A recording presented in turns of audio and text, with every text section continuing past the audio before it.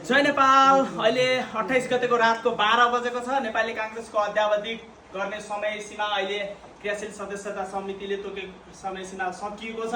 यति बेला पनि हाम्रो आइटी टिम स्टिल काम गरिराखेको छ।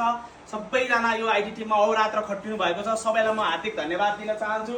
अनि हाम्रो यसलाई लिड गरिरहनुभएका नेपाली कांग्रेसका महामन्त्री अझै पनि नसिद्धिकन बस्नुभएको छ। सहमहामन्त्रीज्यू यहीँ हुनुहुन्छ, कार्यालयका मुख्य सचिव यहीँ हुनुहुन्छ, कार्यालयका सचिवज्यूहरू हुनुहुन्छ। सबै आइटी टिमहरू अझै मजाले काम गरिरहनु भएको छ। सबैजना क्लोजिङको लागि यहाँ बस्नु भएको छ। सबैजना अब क्लोजिङ पनि भइसकेको छ। यो अध्यावधि कार्यमा जसरी सहभागिता नेपाली कांग्रेसका कार्यकर्ताहरूको, नेपाली कांग्रेसका शुभेच्छुकहरूको जसरी सहभागिता देखिएको छ, यसले चाहिँ के प्रश्न पारेको छ भने इन्टरनेटको पहुँच नभएको ठाउँमा पनि, मोबाइल फोन राम्ररी नटिप्ने ठाउँमा पनि एकदमै कहाँ मोबाइल टिप्छ, कहाँ इन्टरनेट टिप्छ भनेर खोजी आएर आफ्नो अध्यावधि कार्य सम्पन्न गर्नु भएको छ। यो सबै कुराले हामीले के भन्न सक्छौँ भने यो देश पक्कै बिउजन्छ जय नेपालको नाराले। जय नेपाल।